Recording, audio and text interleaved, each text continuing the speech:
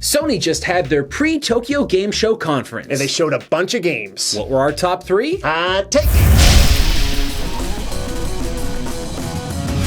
Sony's event showcased a lot of interesting brand new announcements and a couple of things we've heard before, and we basically talked about a lot of these games already at E3, so we're going to be kind of avoiding the ones we basically already knew about because, you know... we sat down, we're like, okay, let's just do a best of the best, because there's a lot that was shown off here, and some titles were just, you know, those split-second little clips and stuff, so we're not going to dig into too much. But there were some things of note before we dig into our top three, right? Yes. For me, we saw a little bit of new gameplay footage from Sekiro: Shadows Die Twice. Yes. I'm excited. From Software. I love the Souls games. Supposedly this is a bit of a departure from those Souls games, which I'm fine with. But from what I've seen, it looks a lot like it's got the heavy sort of combat and stuff that most of the Souls games have. But what I'm hoping for here is a little more story that goes beyond sort of like looking at your items for story details and stuff, and it kind of looks like it might be that way. Yeah, we saw a couple of cutscenes. That's not something typically you would have seen in the other games. Yeah, right. And you're kind of following some monks and stuff. It looks like there might be some more going on. Absolutely. Yeah. There was an interesting part when we were seeing in the gameplay where there seemed to be some kind of sneaking mechanics in place where you kind of like sneak up behind people or climbing on banisters and stuff. Yeah. You know what? That stuff, great. I want to see more of that because I like a little bit of a change up on the gameplay every so often with the combat. But if we're looking at a really solid combat system, even just light narrative that's just interesting to follow through with, and just some really cool gameplay here and there, I think it's going to be a pretty solid experience. And From Software's done great games in the past. Yes, and speaking of gameplay, just the ability that you have to use your grappling hook, your hook shot, whatever you want to call it, it seems like it's really switching up the formula quite a bit as far as like gameplay traversal is concerned. Okay. You see, because for me, really, if it was just going to be another game like their previous ones, I just want them to make a sequel to that. So using an entirely new character, a new world, a new setting, for me, it's got to be something that really just stands out and it stands by itself. It doesn't need to be something else. And I'm seeing something that looks like it's going to be a lot of fun to play. It looks like a good blend of old and new as far as like the ideas of From Software is concerned. Okay, so I also have Left Alive here. Now, Left Alive, again, this is something that we saw a trailer for before. Yeah. But again, we haven't been given a bunch of details about this game. We know it's like mech driven. Yeah. See, it was funny because it kind of looked like a front mission, you know, or Armored Core. Armored Core. Yeah. I thought it was Gundam for the first 2 seconds when I was looking at it. But one of the things I really liked is that the character designer for the Metal Gear Solid games, he's actually involved with this. So there's this very simple, really cool art style that he does, which is this kind of like art, just kind of like an ink style thing. Yeah, I know. It feels very flowy. Yeah. And we've seen that with, I think it's like the box art is going to feature that, which I think is a smart move for them to utilize that because he's got a great art style there. But his involvement doesn't really change the game. Yeah. You know? We're going to have to see what happens there. Yeah. So, it's another title that I have my eye on, but I really don't know all that much. We saw some VR stuff. I'm not going to dig too deep into that. The Ace Combat trailer looked cool. A seated experience where you're in a plane and stuff. It could go either way. I could be puking my guts out. I could not be. I always heard that seated stuff where you're in a cockpit works reasonably. When you can see something around you, your brain kind of gauges that as the sync point. But honestly, for me, I have played games like that, and I have got a little bit sick because there's just so much around you. So we'll see what happens. I'm hoping for the best. And there's another title in VR that I'm actually a little bit more excited about, which is Space Channel 5. Yes. Woo! A little confused by this. Yeah. The classic rhythm game that came out on the Dreamcast, I think in 1999. Yeah, it was a while back. Pick a year. Yeah, There's only like 2. But what was interesting to me about this is we didn't really get to see, I guess, much gameplay. But the original Space Channel 5 essentially had fixed camera angles. Yeah. And what they would do is Ulala is the main character for Space Channel 5, and all the other characters in the game would be 3D models, basically in an open area, and then there would be like a video playing in the background that was a pre-recorded sequence that was pre-rendered sequence in the background. So I'm wondering, is this just a remake of the first game? If so, have they re-rendered the backgrounds? No, I don't think it is because of the VR capabilities of it. You have to be able to look around this, and if it's just like they could make it so that it was like a video that is somehow maybe layered on like a sphere or something. But I do believe that there's new assets and stuff. Now, this is a game that had been supposedly in arcades, the VR capability was in arcades, this exact title, and they're just bringing it forward to PS VR. Well, we'll have to wait and see. You know, I'm happy to see that, because I think that that's one of those franchises that people liked, but not a lot of people talked about, which is like the curse of the Dreamcast. So I like seeing the old Dreamcast library come back and come back again, because, you know, now that we're seeing Space Channel 5, the fact that we haven't seen Power Stone yet is ridiculous. So maybe the next game we see is actually the Power Stone games. Okay, well, speaking of multiplayer game, couch co-op stuff, do you want to get into our top three sort of picks of what we've seen? Of everything we saw, we picked 3 games that we thought were the best of the best. Okay, the ones that we thought would be the most interesting to not only you guys, but to us as well. We want to talk about it, and we thought you guys might want to hear what we have to say about them as well. So let's start with 3 first. Okay, with 3 as the lowest. Our third pick. Yeah. So as I was saying, speaking of couch co-op experiences, we saw a title today, a remaster of a game that was released, I believe, in 2003 for the GameCube. That was very finicky. As far as controlling the game was concerned. Yes, it was. So Final Fantasy Crystal Chronicles Remastered is going to be coming out for the PS4 and the Switch. The Switch. I mean, this announcement was more for the PS4 because it was the Sony conference, but there was a little Switch logo there in the trailer, if you watch the trailer. Yeah, so we need to kind of break this down a little bit, because this is actually a little bit interesting for us. Now, originally, both of us have played this game on the GameCube. I only a little. You had more experience with it. But you know what? Than Everyone played it a little. So here's what happened originally when I played it. A group of my friends had Game Boy Advances. One of them happened to have 2 Game Boy Advances. He was rich. He got the Game Boy Advance, and I think he got like the SP. Whatever it was. Yeah. So he got 2. We all went to my house. I had the GameCube. He got Crystal Chronicles. We put it in the GameCube player. We all actually had 4 of those Game Boy Link ports. Okay, yeah, so you needed a Link port to connect it to your GameCube. Yes. Did you have to buy those separately back in the day? There was actually a bundle that came with a couple of them, but 1 or 2 of them had to get them individually. Anyway, so we all did it. We all were at my house. We all had this whole thing set up. But the batteries on the Game Boys kept dying every so often, because here's the problem. The Game Boy Advance link cable originally didn't support power to the Game Boy Advance, so you still were based upon on batteries. Now, I know what you're thinking. The Game Boy Advance lasts for a very long time on battery power. You would be correct. However, we had 3 of them, and we didn't have enough batteries in the house, so we were only able to play a couple of hours of it and kind of get our feels from that. Right. But what you need to know about this game, what's so very important, is that when you're playing the game on the screen and everyone sees the screen at the same time, the gameplay does do a transition to the Game Boy Advance screen. That's why you have these hooked in. So yeah, you have like a multi-party sort of couch co-op experience where you're playing on the big screen, your characters are moving around and stuff, but every now and then you're segueing to these kind of these clicked in or lined in Game Boy Advances. Now, what was very interesting is Adam and I actually a couple of episodes ago, we were talking about this game coming to the Switch because we thought it would be really cool to see, and it's happened, and it got announced at the PlayStation conference.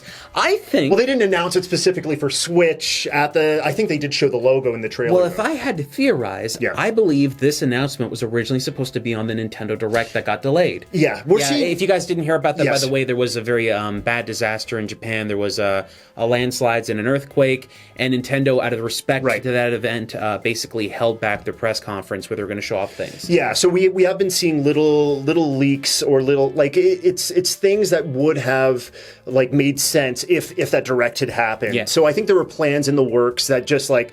I mean, they couldn't hold back all this stuff. There were assets and things that were already in play. It's like a train, right? Yeah. You had everything already set to go, and it was going, and then you could only do so much to prevent some stuff from coming in. Yeah, exactly. Yeah. So, we're getting that news that it's going to be on the Switch now. So, okay.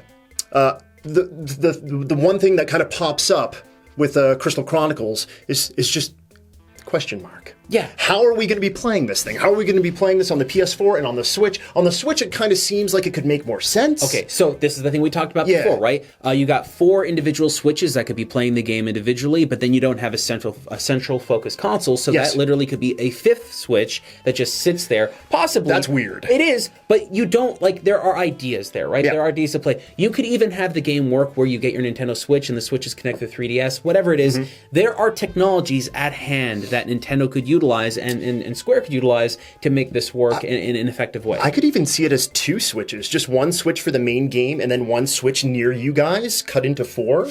And then, yeah, you have like a quarter of that screen to do what you could on the Game Boy Advance, because that's going to be about the same size as a Game Boy Advance screen was back in the day. Sure, anyway. right? Yeah. So there are plenty of ideas at hand here. You've got a resolution on the mobile version of the Switch at 720p, so you could definitely cut that into 4, and you would easily be able to occupy the space of the original Game Boy Advance screens. Yeah. So yeah, there are definitely a lot of things that you could do. But PS4, I mean, this is a Sony conference. What do you think the PS4 experience is going to be like? Is it just going to be a multiplayer online focus? That's what I'm thinking. That's the thing, is that multiplayer will be online, and then switching from the screen to the other screen isn't a thing. You're just kind of switching your own screen to what would be on the Game Boy Advance. So that's the question. Yeah. Now, if it's still going to be a couch co-op experience, I really thought about this. The only way I could see this working is using a 1080p output or a 4K output, whatever it is. You have a widescreen resolution. The original game, when it came out, was mostly made for 4:3 televisions.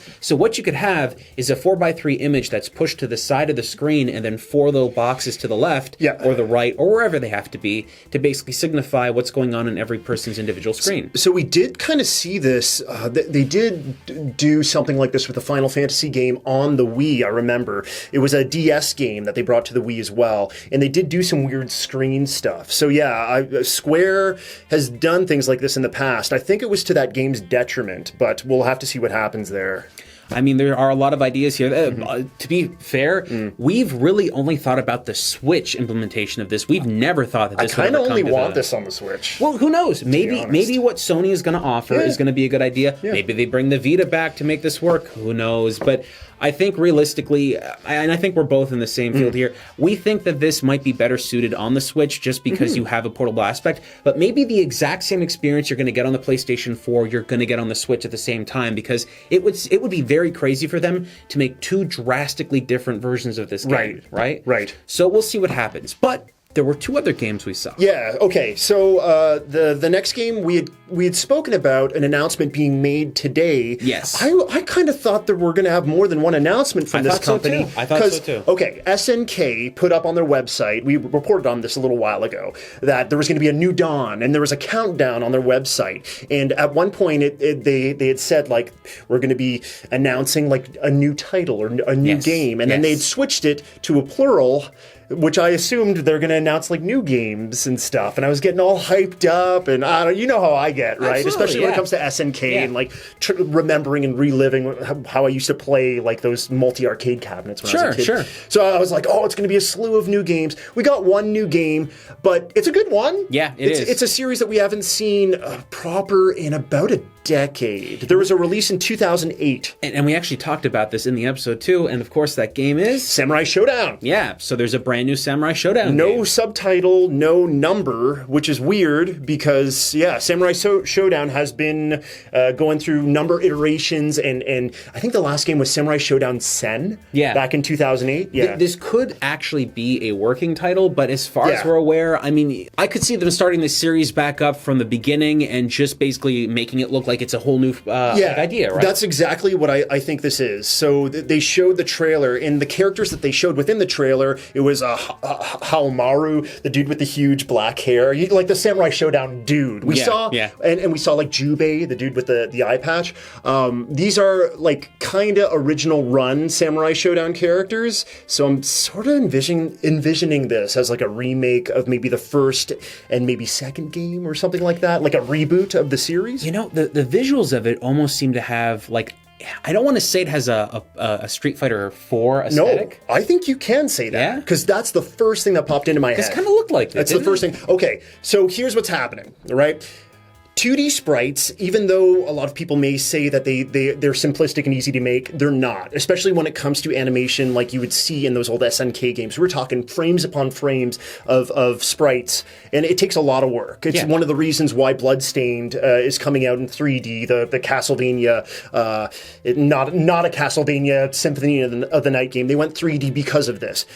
Exact same thing, I think, here. They're going 3D with Samurai Shodown here because it's it's cheaper nowadays. Yeah. It literally is very much so cheaper to have animations with a 3D model than it is to make several like sort of hand-drawn 2 sprite animated characters. The way it basically works, just to break it down to very simple terms, is that if you have a 3D model that you've designed, you put a lot of effort in that model, you can tell that model to move in a very specific way, and it takes time to animate that. But in realistic terms, if you had to draw every individual frame, it would actually be a lot more difficult and complex. So there are series that are still doing like hand-drawn stuff. Like I think Blaze Blue or BlazBlue, however you want to pronounce it, they did a pretty good job with that. But yeah, even Samurai Shodown itself, we've had iterations that have been 3D for a long time. Like there were 3D Samurai Showdowns going back to the arcades, like back into the late 90s or so. So this isn't weird for the series per se. But when you said Street Fighter, when I saw these characters, I was like, man, that looks very similar to the Street Fighter 4 aesthetic, and that it looks almost like, I'm gonna say clay, but like the visuals look like, I don't know. It's got like a little watercolory type of look to it. I don't mind them. No. I think it looks good. I know there's gonna be a lot of traditionalists out there that really prefer that 2D art style, but I think Street Fighter 4 proved that 3D gameplay for 2D fighting games can be done very well, and it can have a great look to it. So I think this is basically on the same idea. Right. It doesn't look cheap in the slightest. Like when I say that it costs less to do this, it's not to say that the work that's being done is cheap, but it looks great. As far as I'm concerned, SNK is coming back with a big game. They're it looks trying. like they're coming back with their new little miniature MVSs. Like as far as I can see, the company is trying to put another foot forward into the game industry. And they could have done this easily and just basically went, okay, we're just doing a collection fighter-a-thon kind of thing, or a new collection of Metal Slug games. But to actually make a brand new entry in the series shows me that there's something to be said about what they're trying to do with their IP. There's several branches. So we are getting a collection. We're getting like 40 really old school games that's coming out fairly soon. We're getting the mini arcade, and we're getting new stuff as well. Like they're covering all their ground, and they're ditching their pachinko creation stuff, which is great. Dude, no, that's exactly where I want them to be heading. Now give us Metal Slug. Yeah. Bring back most of that original team and give us another Metal Slug. But throughout this event at Sony, there was 3 things we talked about. The one that we are most interested in, the thing that we saw that at least pulled me in the most, was a game called Judge Eyes. Now, this we saw the CCO of Sega come up on stage. Right, Toshihiro Nagoshi. Man, that dude is styling. That dude is styling. He dresses like he's rather Yakuza. Yeah, he does. He looks like an NPC. It stands out. This guy is one of the most important people to Sega right now. His leadership has pushed Sega in a whole new direction where they've been making these really impressive games.